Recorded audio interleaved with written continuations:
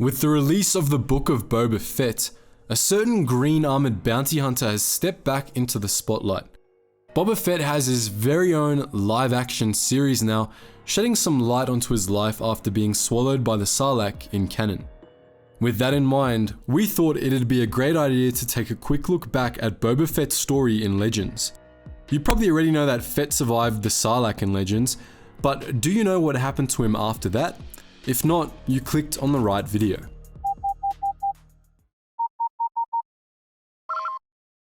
Attention, Sergeant on deck! Shortly before the Battle of Endor, in a skirmish above Tatooine's Great Pit of Carkoon, the most legendary bounty hunter in the galaxy got memed on by a half-blind smuggler and ended up in the stomach of a Sarlacc. The Sarlacc wasn't able to hold him for very long, however. Thanks to his Mandalorian armor, his many gadgets, and his sheer force of will, Fett escaped the Sarlacc's gullet in short order. He didn't make it far from the pit, however, before he blacked out from exhaustion. The unconscious Fett was scooped up by a tribe of Jawas who mistook him for a droid. These Jawas later snatched up R2-D2 as well, prompting Han Solo and Leia Organa to attack their sandcrawler to get R2 back. Their attack jolted Fett awake, but the bounty hunter was left with memory loss from his time in the Sarlacc's stomach, and helped Han and Leia rescue R2. During the battle, the sandcrawler was set on a collision course with the Sarlacc, prompting all aboard to evacuate the sandcrawler. However, as he fled with Han and Leia, Fett's memories returned and he fired on Han as he fled. While he did so, the sandcrawler crashed into the Sarlacc, which swallowed Boba Fett for a second time. This time, the Sarlacc wasn't so keen to let Fett escape, but Boba managed to goad the creature into triggering his jetpack, detonating the Sarlacc's stomach acids and propelling him back through the monster's maw. The explosion nearly killed Fett, but he was rescued by fellow bounty hunter Dengar, who had come to loot the site of the explosion. Dengar nursed Fett back to health, and the two became partners for a short while, beginning a bit of a bromance. Boba Fett was the best man at Dengar's wedding, and the two teamed up to unravel a plot masterminded by wealthy industrialist Kuat of Kuat. It was shortly after this mission that the news of the Emperor's death on Endor spread to the greater galaxy, something that changed Fett's life forever. Boba Fett had taken jobs from the Empire before the Battle of Endor, sometimes acting as an Imperial proxy against the Rebel Alliance. After the Alliance reformed into the New Republic, however, Fett stopped taking bounties on New Republic agents, deeming it unwise to mess with the up-and-coming galactic government. Instead, he spent the first few months after Endor taking obscure jobs from the wealthiest clients he could find, choosing to keep his survival a secret for the time being. Of course, that secret didn't last long. Fett soon learned that a bounty hunter named Jodo Kast had acquired Mandalorian armor and was calling himself Boba Fett, seeking to exploit Fett's reputation to get rich. Boba didn't take kindly to this and chose to get rid of Kast in the most elaborate way possible. Fett, disguising himself as a wealthy businessman, hired Kast to take out a competitor of his who was also Fett in disguise.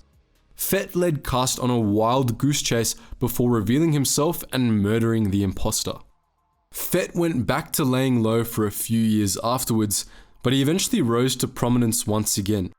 Seeking revenge against Han Solo for humiliating him, Fett abandoned his policy of not messing with the New Republic to take out Captain Solo.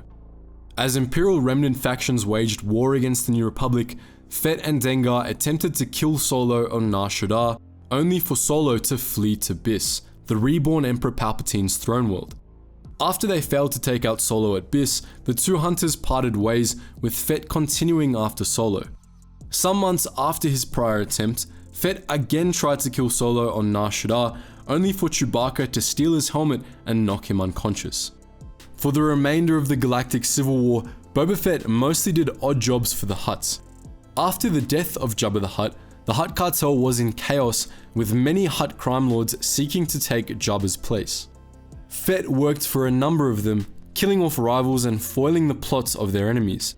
In one noteworthy mission, Gorga the Hutt hired Fett to rescue Gorga's wife, Anatro the Hutt, from slavers who had kidnapped her, while in another mission, Gorga sent Fett to kill Anatro's father, Orko the Hutt.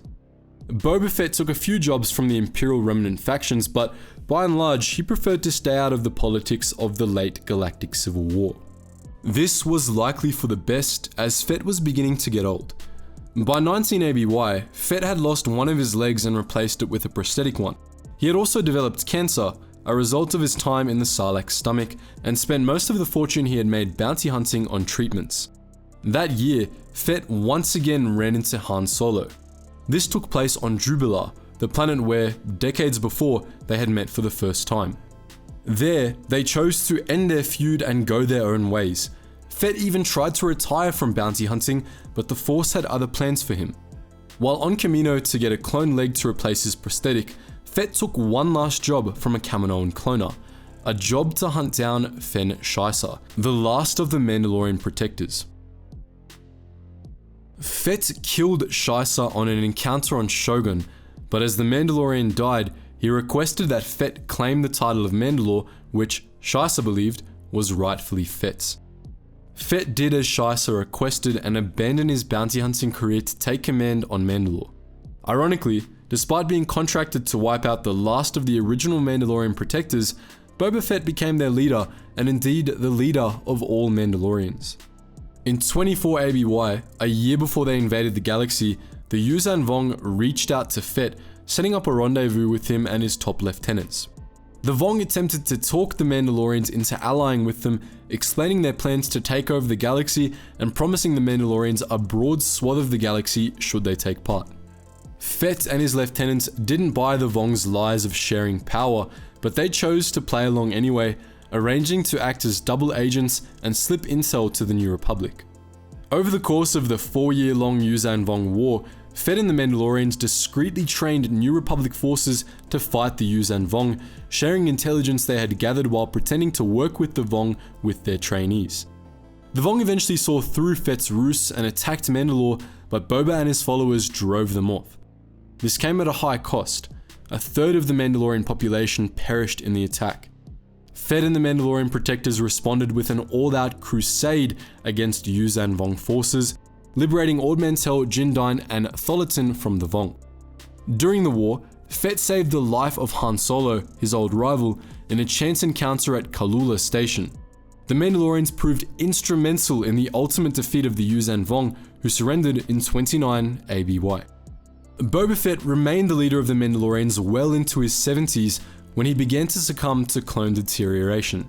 Even as he withered, he didn't shy away from combat and even took a few more bounty hunting jobs.